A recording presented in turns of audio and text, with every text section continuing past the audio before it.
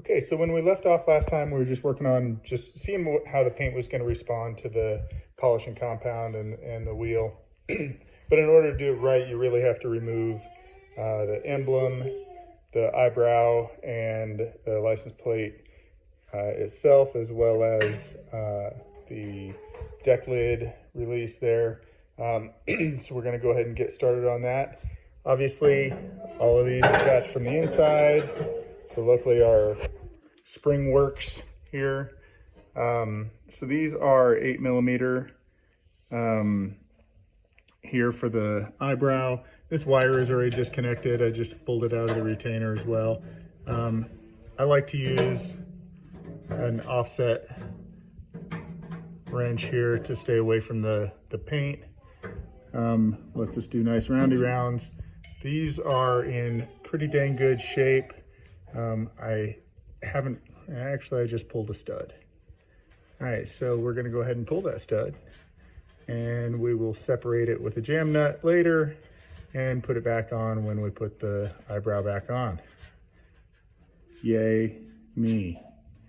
All right, so obviously I should have used some break free and probably cleaned up those threads a bit, but you know, since I've already done it once, we're just gonna keep pressing. That is my hearing impaired 3-year-old in the background. So he likes to hang out in the garage. Every kid's got their thing. There's worse places to want to hang out than the garage. So we're gonna pull this stud. And again, if you don't know a jam nut technique, all you do is put another nut on there, tighten them together, and then it allows you to remove the one and then remove the other. So I'm not too worried about these studs pulling out. Like I said, that'll be another problem for another day, right? So we'll set these aside.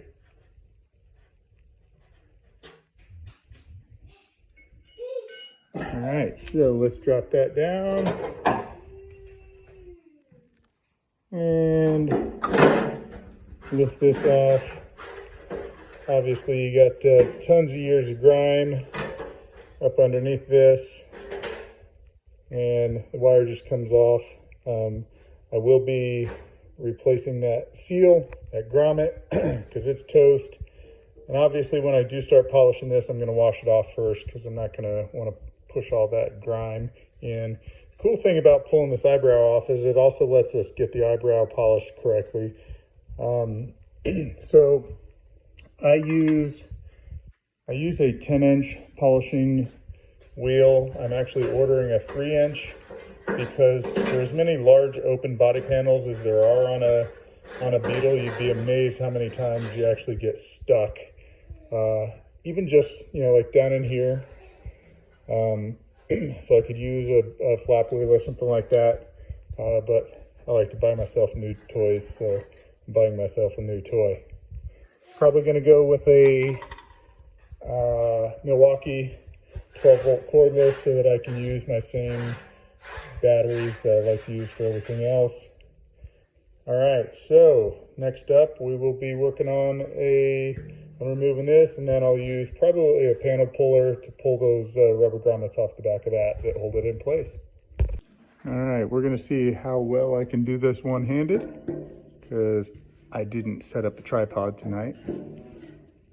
Now leave that one set just a little bit and pull that one. Let's pull this third one. All right, now they are all loose. So there's Alexander again entertaining us with his dinosaur sounds that he doesn't know are dinosaur sounds.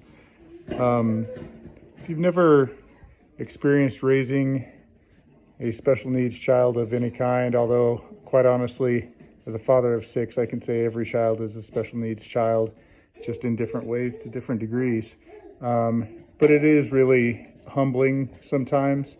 But I love the fact that he likes to hang out in the garage. It's pretty cool because it's my favorite place on the planet. Just the two of us out here. He likes to play on the treadmill. I just got done running on the treadmill.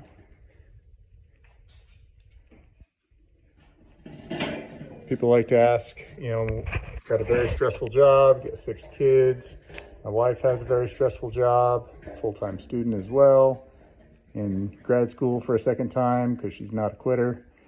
And they ask how I do it, and it's like, you know, it's absolutely the same as anybody else does it, just muddling through. All right, so this is a 2-piece. That part is off.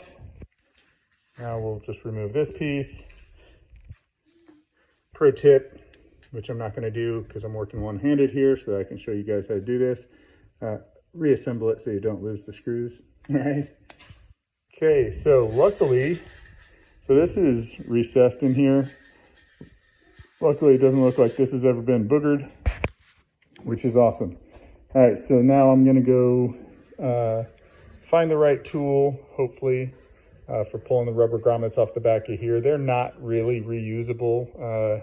That emblem this is 1966. That emblem has been on there since 66. So those grommets aren't going to be reusable. You just order new ones. So I might just just do some cutting and popping them off. But we'll go find out what the right tool for tonight's going to be. I'm going to use an interior removal tool. Guess what? I learned another life lesson tonight that I've learned a million times, so apparently I didn't actually learn it. But when you choose to use your correct tools for incorrect purposes, you tend to mess them up, and then they are not available when you need them for the purpose for which they are intended. I may or may not have used my interior panel removal tool last for, this is embarrassing to say, I was actually replacing the shocks on my daughter's 2009 Honda Fit, which is the best car in the world, but for some reason the shock absorber decided to seize itself. So I used my interior panel removal tool to work as a pry implement, and now it won't work for this, so flathead it is. Probably give you guys a break from the seasickness, and I'll bring you back when I have these off. All right, so this is what these look like. That's the back side, that's the front side. I'll be ordering some new ones, although these ones actually came off all right. They held their integrity pretty good. That's what the back of the pins look like. The last thing you want to do, especially on these 1 year only, well, 1 year only US 1300 emblems, last thing you want to do is break the tabs. Probably shouldn't have said that before trying to take this off. All right, so there's our 1 year only 1300 tab. All these parts are going to go in one box after being bagged up separately. All right, so we're going to drop this back down. This does hit on the bumper. Probably just made you seasick again. These bumper brackets are whacked. All right, so like I said, I'm gonna wash off all this dirt before trying to polish it, but this should be really, really, really fun to watch this entire Decklid come back to life. So follow along next time, and we'll make it happen. All right, so here's the finished product for tonight. As you can see, you know, I wiped it down so it looks cleaner than like that fender I haven't touched yet. But you can see now with everything off of it that I'll be able to get better access to the creases, and you know, you gotta love the original paint that's been out of the sun its entire life up underneath the license plate and the license plate light. It's pretty clear. It's a 66. So tomorrow night I will fire up the polisher, and like I said, I'm going to order a 3-inch one that'll help me get into places like this that the 10-inch polisher doesn't allow. This is going to be fun to try and get all the pine needles up out of there. But I went to fire up my vacuum in the garage. We've got central vac, and went to fire it up the other night. And as soon as I fired it up, the motor went out. So here's all the pine needles still. I'm still not sure it's going to work even when it's working, when the new motor comes in.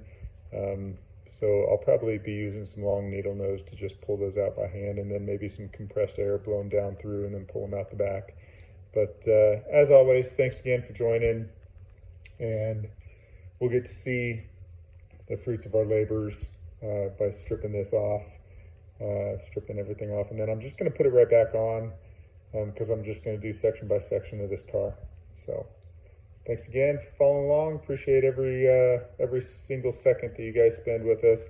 If you're not a subscriber, please subscribe. You know, we're not a massive channel. We're trying to get there eventually. This is just a hobby to keep myself sane. Have a good evening.